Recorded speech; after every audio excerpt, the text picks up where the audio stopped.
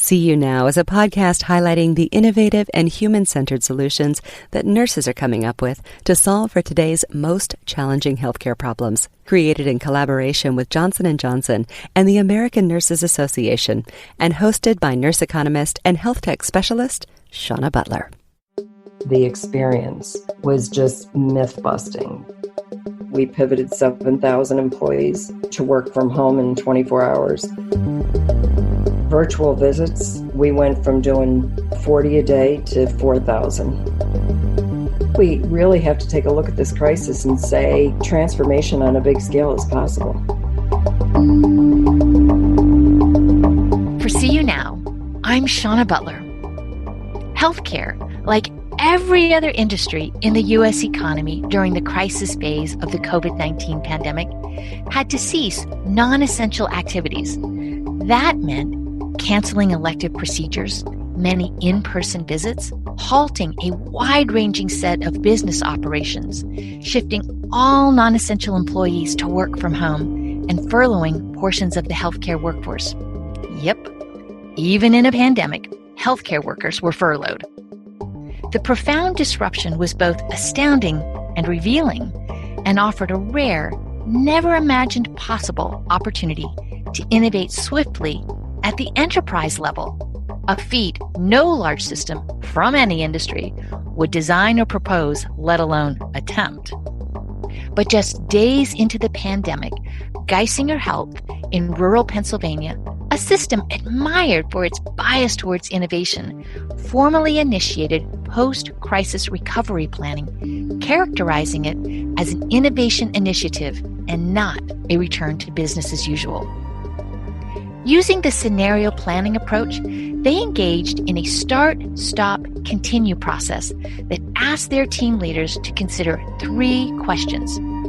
During the crisis, what did we start that we want to continue? What did we stop that shouldn't be resumed or should be done differently? And what new strategies were developed that should be continued or even expanded?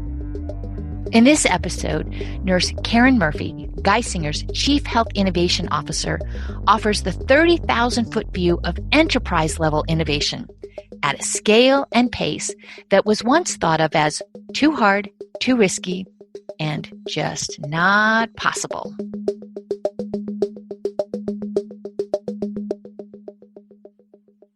I'm Karen Murphy. I'm a registered nurse, and I'm the Executive Vice President, Chief Innovation Officer, and founding director of the Steele Institute for Healthcare Innovation.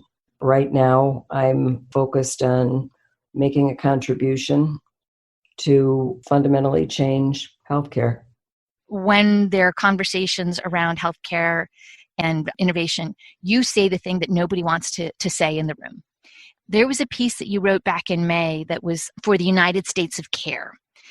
And I loved the way you opened this up. And I wanted to just start by reading something that you wrote and said, before COVID-19 arrived in our communities and hospitals, healthcare was stuck in many ways. While reform was the word of the day, we were still delivering healthcare as we had for 20 years.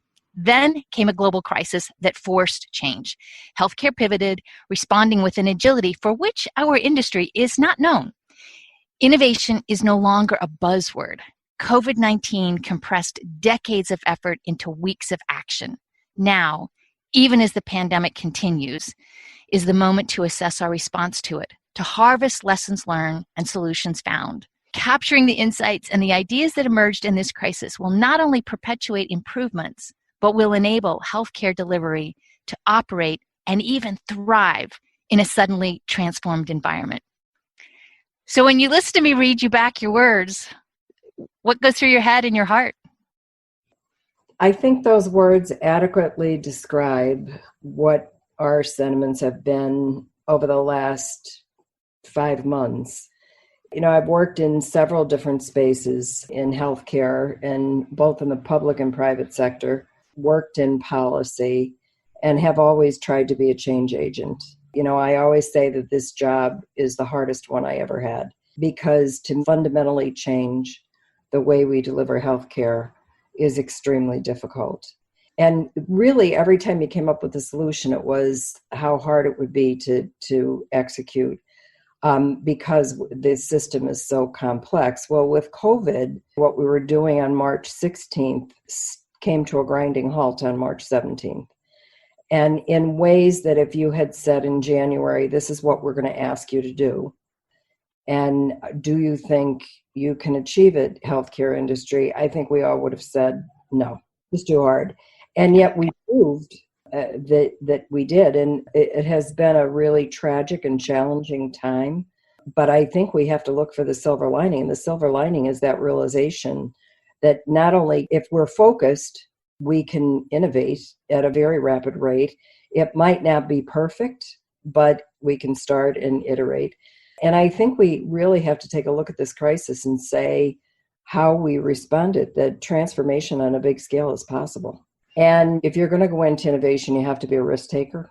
You have to be willing to recognize that everything you're going to do by definition is not going to be successful. If you don't have failure and embrace failure as an innovator, then you're truly not innovating. Your philosophy about innovation is something that has really informed the way I think about and talk about it. And I remember reading something that you said about how easy it is to get distracted when you're innovating, that it's really easy to do the small things and to get lost in that idea and to focus on the quick wins. And I read that you had said that you needed to focus on the meaningful wins and that oftentimes people are going to expect short-term results on something that is a very long-term problem. There's this focus on innovation. I think we get it from our tech community, which is very fast-moving. And, you know, this language of fail fast, fail forward, that doesn't work in healthcare. You have to make a long-term commitment. It can't just be 3 quarters away. And I'm curious, where you got that insight. Was it your work at the state level taking care of Medicaid populations or folks that maybe we are harder to reach or that we're hardly reaching? It's really easy to have a big portfolio in innovation and end up with no results. When I talk about doing meaningful work, I mean fundamentally changing cost or quality, which is really, really hard to do. And you have to have organizational patience, because I think you're right in terms of people think fast, fast, fast. You know, we have to do this quickly. And yet what you have to do is really iterate and design innovations in a way that they will be successful. It's become very clear to me as we evolve that we don't listen enough to our patients. I mean, we know, you know, if a patient says something about a symptom they have, we take it and run with it. And we're very good at diagnosing, very good at looking for what we identify as the important factors. But the lack of listening and really collecting that data, I think, provides a very incomplete picture of who we're taking care of. In the digital transformation office, we are bringing in patients to give their voice to what we design, because without their voice, we just think we know what they want. I have become much more cognizant of listening to patients and the importance of listening to patients and the importance of looking at that data and analyzing that data. COVID-19, like nothing else we have seen, really distilled and clarified the clear inequities and disparities in our care and the experience, the outcomes that exist in our communities and our health services. How might we, or maybe it's better, how must we eliminate this disturbing reality? And how do you see our listening to people and listening to communities? How do you see that playing a role? And at the same time, how do we use the technology, the innovation, and specifically nurses? We absolutely must eliminate these disparities and inequities. I think the future, when we look back on COVID, that will be one of the most astounding factors when we look at it, is the absolutely appalling impact that this disease has had on truly vulnerable populations. Let's put some names and faces on those. In your communities, who is vulnerable? So I definitely would say the nursing homes were very clear to us of patients that were really impacted in a very horrific way. and then people of color, Mm-hmm. our Latino population. And then I think another piece that's really clear to us too is, obesity and diabetes have really been shown to be the biggest indicators on outcome once a patient goes to the ICU. I think these discussions, though, it also has to be, we can do our part for our population, but we have to do it on a federal level, on a national level. Yeah. We need health policies that really address the needs and really end the disparities. And as a community healthcare resource, I mean, Geisinger you have a very broad footprint. I mean, maybe you can talk a little bit about Geisinger, the system, the community that you live in, the people that you guys are taking care of, and the Sure. people who work for you. That's the other community, is the people who work for Geisinger. So Geisinger, we have a central campus in central Pennsylvania that is a very, very rural community. So I always say you can go miles and miles and see beautiful country, and then there's a huge academic medical center right in the middle of it. And really the community, our patients and our workers are all one. So we have a very rural setting there, but a very big academic medical center. And then in our other smaller hospitals, mostly rural communities. And then to our northeast, which is where I come from, it is more urban than rural. And what we saw in COVID was what everybody else experienced, was pretty much we got hit very heavily in the densely populated areas. And then the rural areas, quite frankly, were lighter than what we had in the northeast. But our populations are primarily, we have a very high penetration of public payers in both Medicare and Medicaid. We have an aging population. Our communities are not growing and they're getting older. Because of the aging of the population, we have a very high disease prevalence. We have a lot of long-term, very, very committed employees that have been with the system for decades. We have a lot of families that work in the system. Mm-hmm. And then we have others, people that have a national reputation that come and want to work at Geisinger. So it's really a great mix of people that are, have committed their whole life to the community and to serving their communities, and then others that can provide a different perspective. You have a wonderful piece that just recently appeared in the Harvard Business Review about responding as a system to COVID-19 and having to embrace innovation as an imperative. It's no longer this nice to have, that you really looked at it from an organizational, operational, strategic lens. You were saying that it really needs to be viewed as innovation work. It's not risk mitigation or necessarily crisis response. And I love that you were so mindful and forward thinking and intentional to call it designing for the post-crisis moment as opposed to post-COVID, recognizing that this is just one of many and we need to be much more agile. You call out 3 very specific learnings that you had there within, the problems that you were seeing and needed to respond to right away. I'd love you to speak to them, and I really want you to go into depth around what you learned about our workforce and the innovations across the system of what the pandemic revealed about how you're going to go virtual, remote, and distributed, working from home, and what you've learned about that with care for people, for patients, and also our workforce. Dr. Rue, who's the president and CEO of Geisinger, called me 2 days after we shut down. This is in March. And he said, we should really look at what we stopped and what we don't want to restart. Let's come out better and stronger. So we took a lot of action, a lot of steps during that, many of which others did as well. But you talk about work from home. We pivoted 7,000 employees to work from home in 24 hours. What, 7,000 in 24 hours? Yep. Wow. We redeployed 1,500. So somebody that might have worked in a clinic was now working in dietary. Somebody who was working in an outpatient clinic might have retrained for a clinical position in the hospital. So redeployed 1,500 employees. It was really a magnificent time to take a look at what do we want to start, what do we want to stop, and what do we want to continue. So we looked at standing meetings and realized that we stopped a lot of standing meetings and we didn't miss them. And then revamped the ones that we kept to turn them into actionable, meaningful work. During COVID was born a communication strategy. We met once a week. We would do a system leadership forum. Then we would do a provider forum virtually, and then a town hall for all employees. And during the crisis, we did that every week. As things started to go back to normal, we changed that to every other week, but we're going to continue it because the level of communication has really engaged across the enterprise.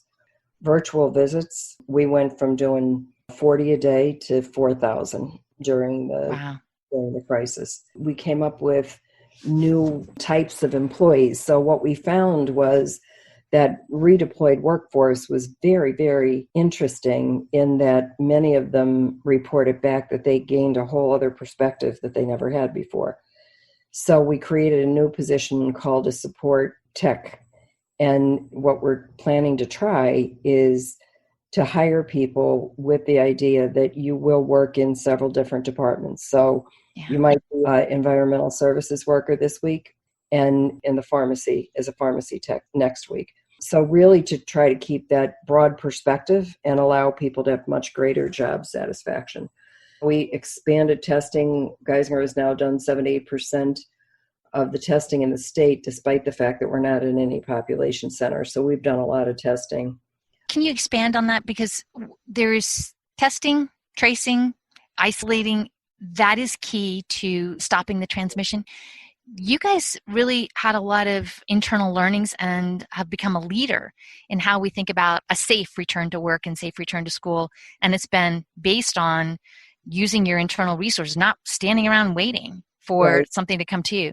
So how are you approaching this? We believe that it's our obligation to help schools and businesses because it's the right thing to do, first of all, and we are using all internal resources. But secondly, it's our job to prevent outbreaks and to prevent the spread of the disease, the community spread. We're partnering with the state addressing nursing homes for the second wave. In fact, we're doing a second wave playbook. We're addressing schools and we're working with colleges, schools, and businesses in our communities. Anybody can go on our website and download the materials that we've published on our website on how to open safely. And we're doing a playbook on, let's reflect back on what did we learn during the first wave and how do we improve upon that during the second wave, which has the potential, as you know, to be very challenging.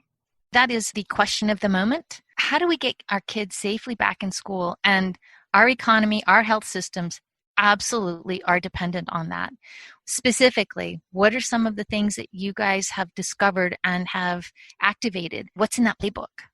The playbook is masking, social distancing, hand hygiene. Masking, social distancing, and hand hygiene. On repeat, right? Unfortunately, I think what we're seeing is that many of the outbreaks that we're seeing across the country after the fact, like we've never had a first wave of COVID. We've had what we call the crisis, and now but we still very much had COVID in our communities. So as long as you have any disease whatsoever, you're 14 days away from having a really severe breakout. So in our playbook is really, first of all, how do we safely navigate flu season and second wave of COVID? How do we run our healthcare system without taking it to a grinding halt, but yet taking care of COVID patients at the same time? How do we do that safely? So in our playbook, is really plans on massive outreach for flu vaccinations so that if we immunize everybody against flu, we hope that that will help mitigate this overwhelming surge on the healthcare delivery system. So massive flu outreach. We're trying to get a much more measured but fast response to indicators to the data. What does that mean? We saw in a lot of places where the cases were rising, for example, with indoor dining and bars being open, congregant churches, congregant facilities, or congregant I mean, like settings. birthday parties and bar mitzvahs, weddings. Exactly. They are all super spreader events. So we are really trying to get out to the community and say, if you put people together, like you say, at a birthday party, I mean, the likelihood of everybody being able to socially distance or even maintaining social distance is not real. So massive education campaign, but at the same time, you have to give hope. And this is a temporary situation. This is what we're saying, right? This is what we have to believe. We can't believe that the rest of our life with COVID is going to be like this, right? In order to get through this, we have to believe that science will win the day and that we will come up with the vaccine. So it gives everybody some peace to be able to say, we're not asking you to do these things for the rest of your life. Yeah, I think when you give this message, it creates solidarity, and that solidarity is reinforcing with our vigilance. That's right. That's right. That's kind of how we approached it. What we described in the HBR article is the fact that we tried to take the silver lining of this crisis and turn it into something that strengthened the organization as opposed to weakened it. I want to go back to the workforce innovation. I find this really fascinating because within so many of our work roles, our clinical roles, we have been very narrow. We create lanes and we make those lanes more narrow and more specialized, and it makes it really hard for people to move laterally and to go work at the adjacencies. And it's the adjacencies where those disciplines overlap that the real innovations, come through. And one of the things that I understand that you guys have seen is that by going remote and virtual, you've been able to tap into new workforces. Your existing workforces have been able to do new and different things. They are reinvigorated because they're given problem-solving opportunities. They're working with people that they've never worked with before. They're working with new tools. I think it sounds like as an organization, there's a certain degree of a reinvigoration within the organization. I think that's right. It's interesting. I was always a believer of remote work. The senior director of operations lives in Minnesota, and a large contingent of my team lives in New York. So I've always believed in the value of remote work. And it was invigorating to see what was possible when you brought people together and recognized everybody's talents. And we were working for a cause. It wasn't an individual cause. It was much larger. So that's another silver lining that has really come out of this work. I think the other thing I get excited about is career longevity. As we're tapping into new workforces, that for those of our existing workforces, and this is particularly hit women hard as far as managing milestones in their life, whether it's having children, taking care of an elderly parent.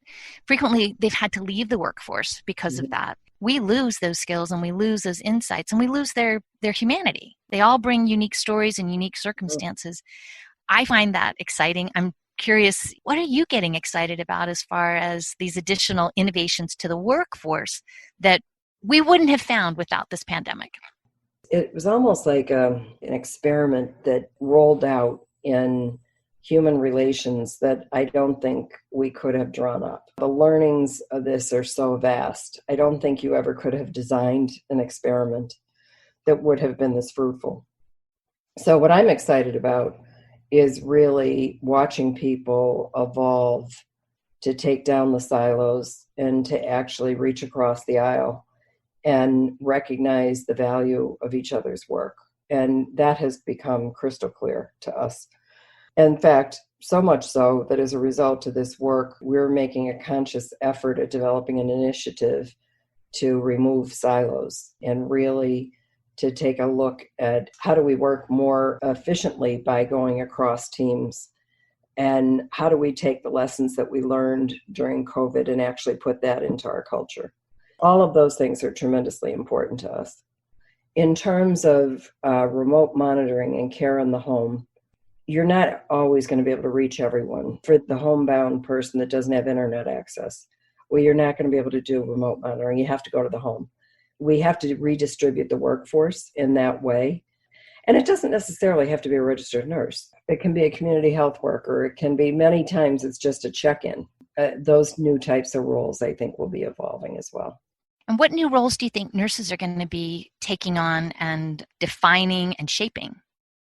I think we have to really take a look at, from a nursing perspective, roles where actually nurses are, I think, performing under their capability in terms of, so we wanted somebody to do clinical management and we wanted a nurse to do it. But the reality is the nurses don't have to do all that has to do with clinical management or case management. I think we have to consciously lift nurses up to maximize their education and maximize their impact on the healthcare system.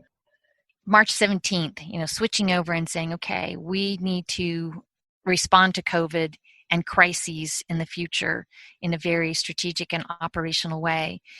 There were a couple of examples also that you listed as far as how it's impacting patients and families. And one of the things I think a lot of people have been worried about is medication supply, maintaining their regular checkups, staying on their immunization schedules. What did you guys learn? I mean, you were already on this, we're working to integrate technologies, to use AI and machine learning to digitize. What were some of the conditions or the problems that you solved that COVID helped you to do better, and then take some of those learnings from COVID and then go back to what you were already doing and saying, here's another solution. Here's something else that we need to think about in our transformation journey? Two things come to mind to me. Engagement. I've said through COVID, a retail store kept in contact with me and asked me how I was a couple times a day. That retail model of connectivity online, to me, was extremely obvious how engaged they are. So it was very clear through COVID, we've got to get much tighter connection to our patients, and that has to be through technology. I think the second piece is we have to figure out what remote monitoring is meaningful. So just because you have a blood pressure cuff doesn't mean you have to take 20 blood pressures. But we have to figure out what can we do in the home to monitor our patients in a way that keeps them safe and improves their disease outcomes. And that was very clear with COVID. What kind of soul searching have you been doing through this very existential moment that we're collectively experiencing through a pandemic? I have found that I go through phases. So in the very beginning, it was that kind of adrenaline. Here's this huge opportunity we have to really fundamentally change the way we deliver healthcare, because we went through what we went through and we saw that we could change. So there's that phase. Then I went through a phase that it's hard to believe in 2020 that if you ever said that we could be hit by a pandemic that was out of control, I probably would have said that's not possible. And then I think the phase of this is the way it's going to be for a while. And I think we have to stay strong. We have to support each other. And we have to really grab on to every positive part of this experience that we possibly can. You said, we have this natural desire to get back to how things were. Mm-hmm. And for many people, how things were, it wasn't always so good. For a lot of people, it wasn't really working. And you said, but you think that there's a better approach for our patients, for our employees, for our communities, and that much of the way we've historically operated our healthcare systems have actually been the things that left us pretty vulnerable. And it's a result of some of those historic operations that we've had this really crippling impact. And that instead, we need to think about this as a new normal and accelerating the positive transformations that have been made, and also to undertake fundamentally new ones. I think that this moment has helped us to see we can do hard things and we can do them fast. And that it's this really important moment to direct our attention to greater, newer goals that are centered on creating value. That's a beautiful, bold, grand aspiration. It sounds like a nurse would say that. It sounds very human-centered. There was probably a lot of thought that went into how you arrived at this invitation. Yeah, because it goes to what you said is, I don't think we ever believed that the past was perfect. I don't believe that we thought that what we were doing was the best that we could do. So it's a call for us to do better.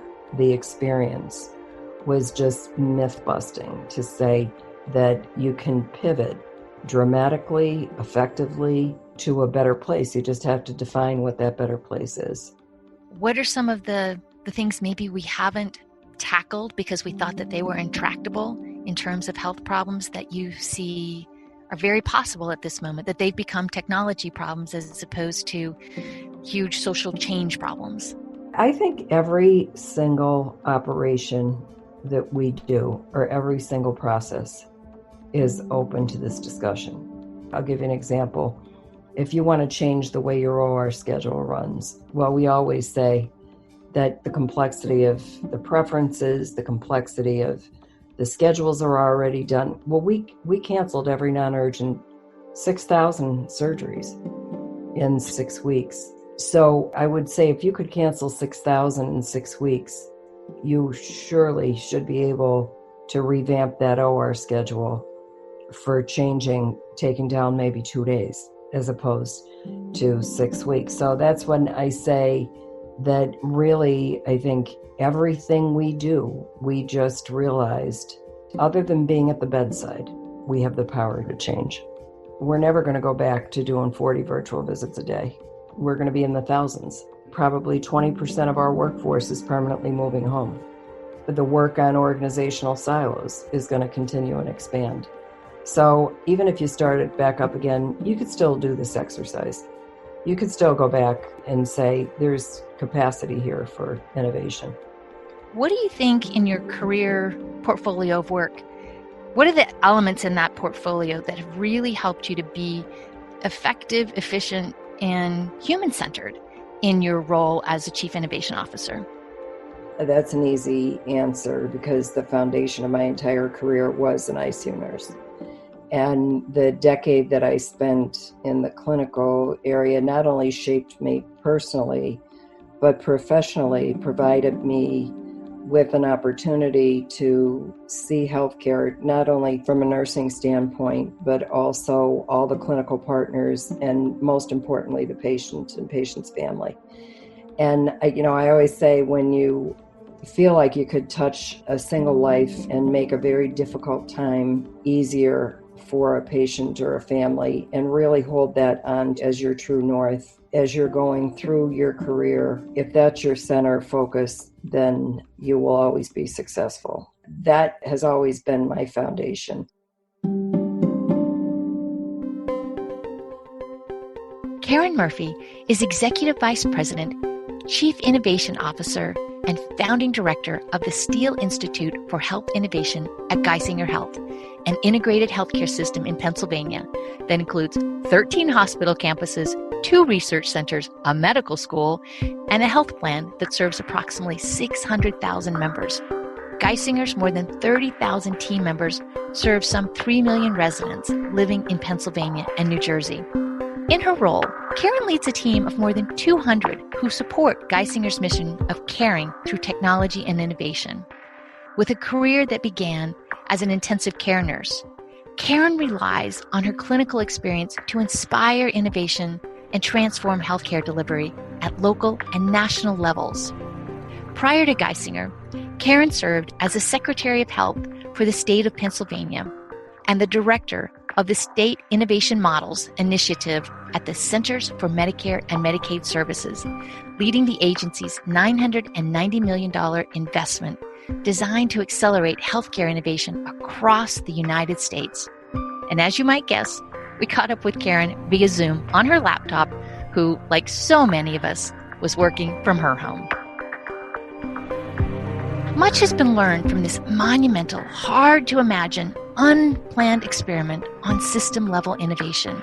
Because it is so odd-defyingly rare, it's actually quite a precious opportunity to respond in a way that has us coming out stronger and performing better for more people. The reshuffling and reordering of work, workplace, and workforce has ushered in the future of work in a surprising exponential curve. The move to remote work shows no signs of stopping or slowing anytime soon. In recent months, many companies from all types of sectors, including finance, automotive, tech, retail, professional services, have announced some version of a long-term or permanent work-from-home future.